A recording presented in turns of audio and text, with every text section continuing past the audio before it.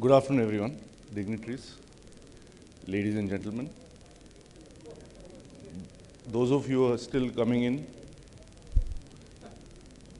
2 minutes, come in or you be short now. Come on. Okay, our session is about opening mindsets. And I'd like to share some thoughts with you. But before I do that, I'm sure there are some amongst you who are looking at me and thinking that it is not very appropriate to come to a convention like this in this disheveled state. So I apologize, but I don't agree because this is only your mindset. So please change your mindset.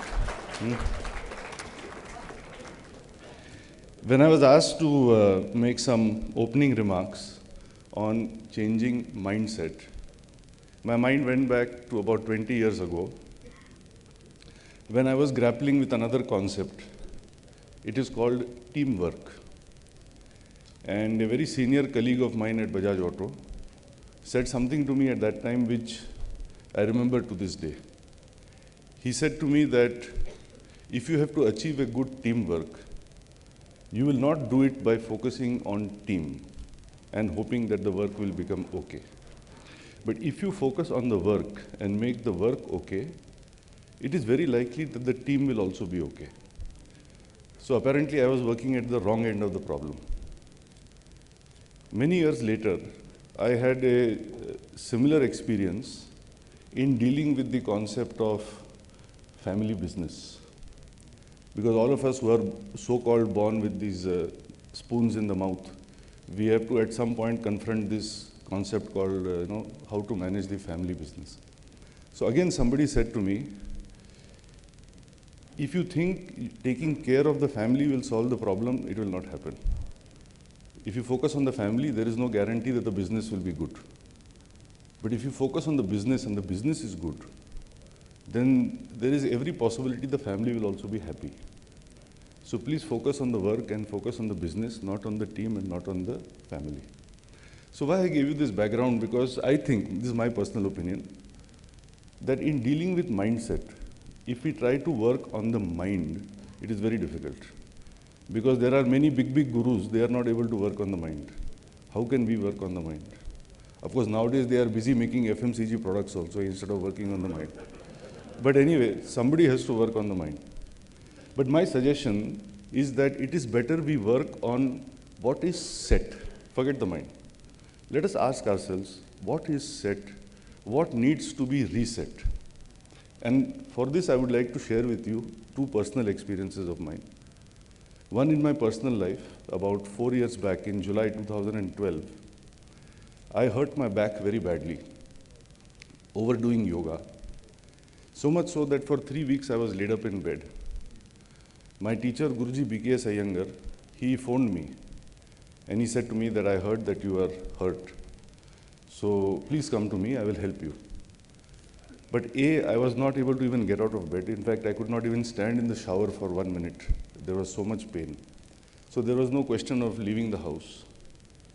And secondly, Guruji had a reputation for being a very tough person.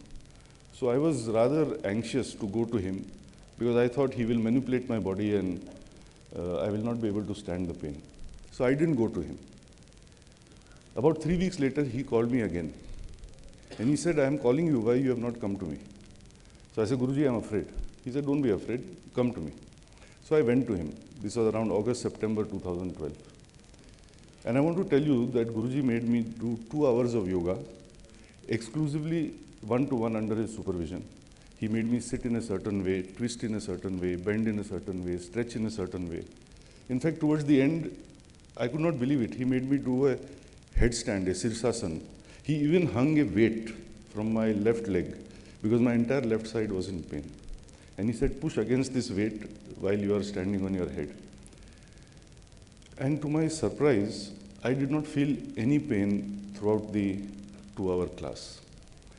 After that, I left the class and I went very gingerly towards my car because I was in such a bad condition that getting in and out of the car, articulating the body in and out of the car was very painful for me.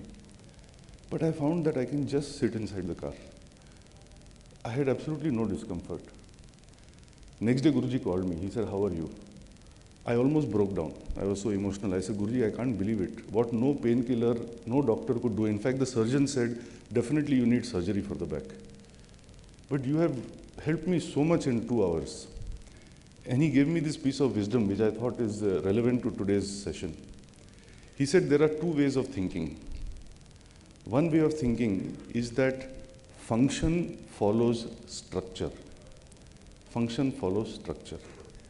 He said the surgeon believes that if he fixes your structure through surgery, you will start functioning as you are supposed to function.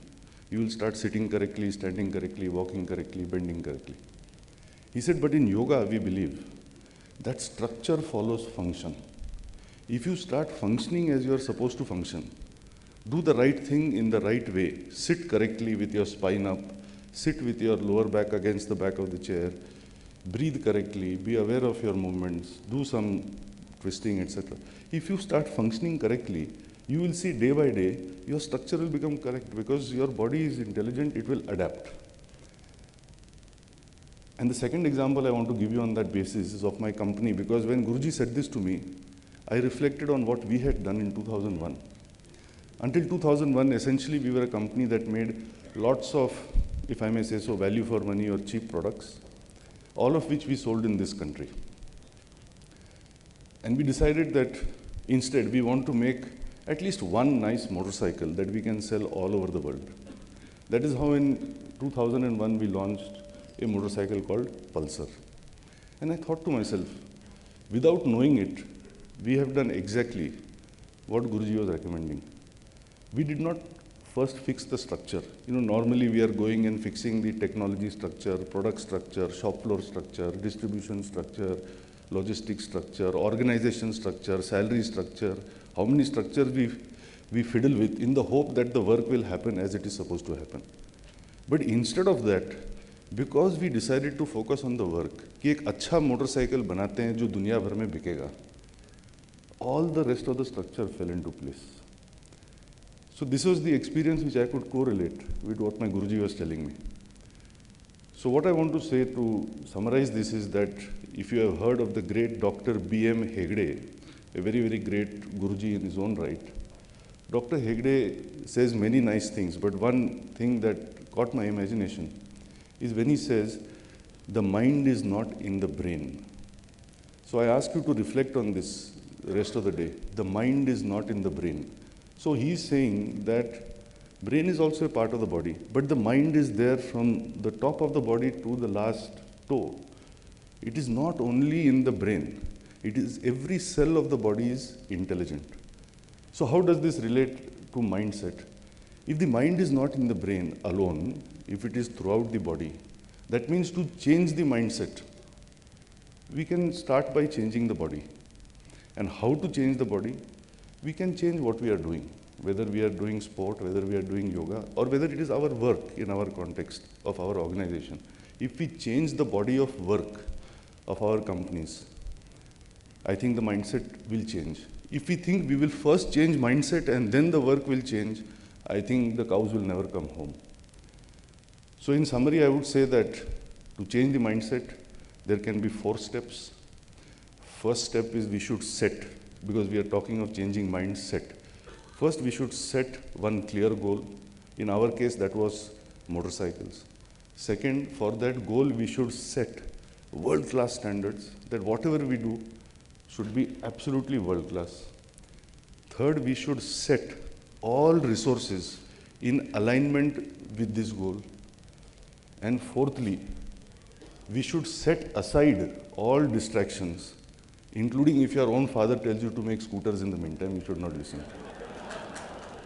So I think like this, if we do the setting, अपने कहते हैं ना setting करना, like this if we do the setting, we can change the mindset.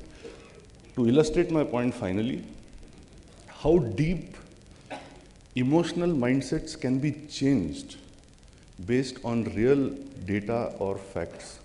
If you indulge me for a little bit, because Mr. Kant is anyway late, you have to deal with me only. So I will take the liberty of showing you a 4-minute AV, how mindset can be changed in a practical way. Can we play the AV, please?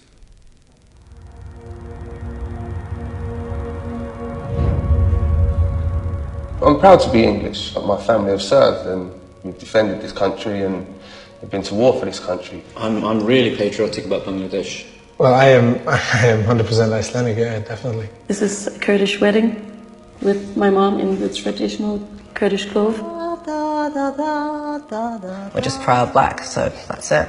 Yeah, I think we are probably the best country in the world, if I'm honest. Think about other countries and other nationalities in the world. Are there any that you don't feel you get on with well, or you won't like particularly? Germany. Yeah, I'm not a fan of the Germans. You might think they're a little bit... Particularly India and Pakistan, probably, because of the whole, the conflict. Because I have this side of me that's like, that hates Turkish people. Not people, but the government. But French? No. We're just best, it's just fact. I'm more important than you. I don't know you, but in my opinion, I am strong and I am more important than a lot of people. How would you feel about taking a journey based on your DNA?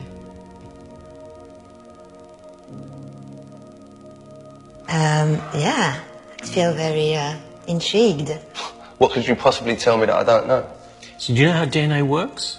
So you get half from mum and half from dad, so 50% from each of them, and they get 50% from their parents, and back and back and back. And all those little bits of your ancestor, they filter down to make you, you. I need you to spit in this tube for me. You spit up to the little black line. That's a lot of spit. Right, the story of you is in that tube. What's it going to tell me? It's going to be, oh yeah, you're French, and wait, your grandparents are French, and wait. 100% Bengali. Solid Iraqi. I'm Cuban. You're going to tell me that I'm English, like I've told you.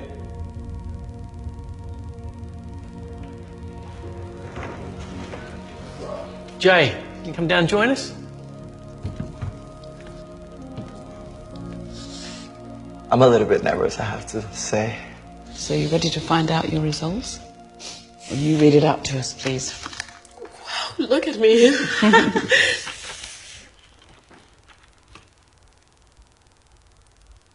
Oh my God. Oh, wow. Shit, I didn't expect that. All of them. Whoa!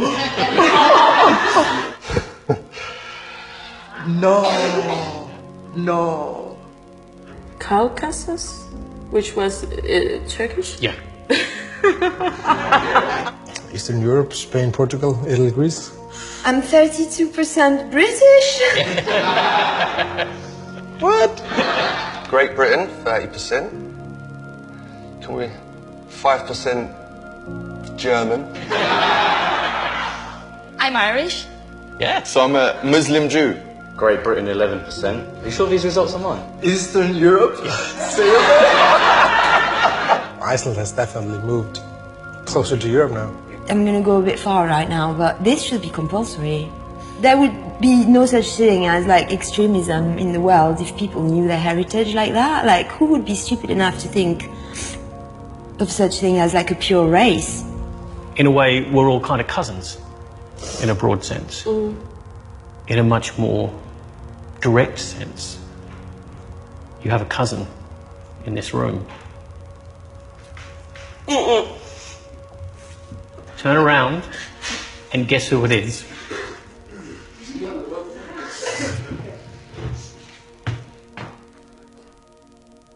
Wash? Yeah. What's that? Why don't you come down here and meet your cousin? God, this is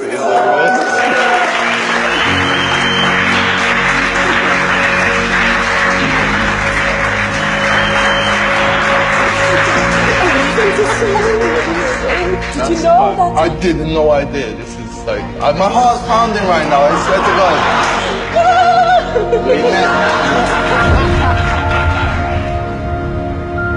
I'm Jay from everywhere, but whatever it is. I'm a real man of the world.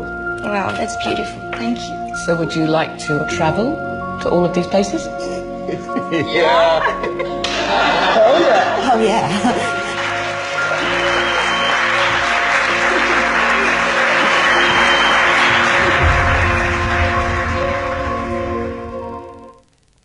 So it is important to change mindsets.